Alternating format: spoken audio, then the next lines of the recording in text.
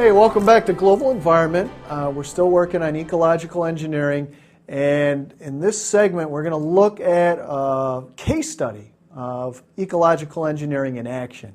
And it's a place I visited in East Africa where I worked in the Peace Corps. So what is it? This is a place called Seawater Farms. And Seawater Farms is trying to make up for many environmental problems that this country has in East Africa. And basically they're growing fish, they're growing food, using ecological engineering. And this was started by a group from the University of Arizona. Now, give you a little background of the country. We're talking about Eritrea or Eritrea. It's one of the newest countries in the world. It has a lot of environmental problems, very poor. Got about 4 million people, and the population's growing very fast. Very little land to use for agriculture. Here's a shot about 10 steps from where I used to work, where I lived. And a lot of the country looks like this, completely desert. How do you make a sustainable society there? There's not a lot of fresh water. In fact, pardon me, if you look at bodies of water, there are no lakes, there are no running streams, there are no rivers that run full year. But, however, the country has a lot of coastline, and people have thought for years if there's a way to utilize salt water in agricultural production, that's something that they might be able to do. And here's a shot of Seawater Farms itself, kind of a map. How does Seawater Farms, how does it function? Well, they have an area of Seawater Farms that processes fish bycatch, so stuff that would be generally thrown away is processed into shrimp food. And it feeds shrimps in these circular pools, and again, this is a big export crop potentially.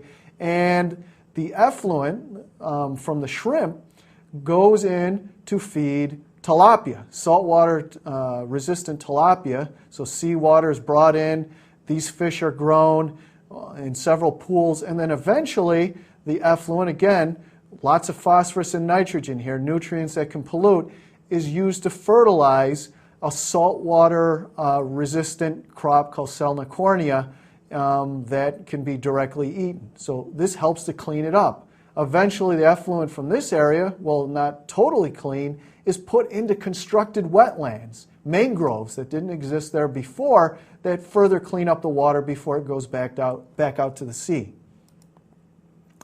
Here's a shot of some of the shrimp that's harvested. Again, good export crop. Here are the tilapia. As I said, they're salt resistant. They grow very quickly, very useful fish. Some people like the taste, some people don't. I love it. And here is the saltwater crop. It's also called sea asparagus. It grows very quickly. If you're familiar with Korean food, I took a bite of it myself. You can see me here. It's about 110 degrees that day. I took some and it tasted a lot like kimchi. So you can see how vast some of the fields are that they are producing here near the coast. Here's another shot.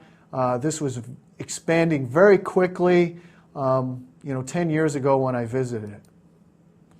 There's another shot. Here are the beginnings of the constructed mangroves. So when you think about this, this is helping produce habitat, it's helping preserve biodiversity, and it also is a source of wood, which is very useful in this country. Here is a shot of some wetlands that were newly constructed when I visited it, and if you look very closely, already birds were moving to these areas, and in some cases these were birds that were fairly rare, coming in large numbers, so people were excited about this. There's another shot. And if we go back, this is the processing area, a shot I took, and you can see that the fish bycatch is basically turned into shrimp food, and this helps to power the whole thing. Now there is fossil fuel energy necessary for this to pump the water, but there are some cases where they might be able to construct these in the south and use wind power to do it. And as I said, this is a shot toward the coast. The government was putting large amount of energy and resources into expanding these operations. And there are some groups trying to do this in Mexico as well. Now, I just want to mention quick that this country, Eritrea, has a policy of reforestation. So when you look at their program, it's really run by students in the summer. They are reconstructing ecosystems all over the country, some forests, scrub areas that are also helping to prevent erosion, which is a huge problem in those areas. So this is really a nice example case study to see how ecological engineering could be played out on a big scale. And in this country, they're really taking advantage of it. So we're going to stop right there, and I'll see you next time in Global Environment.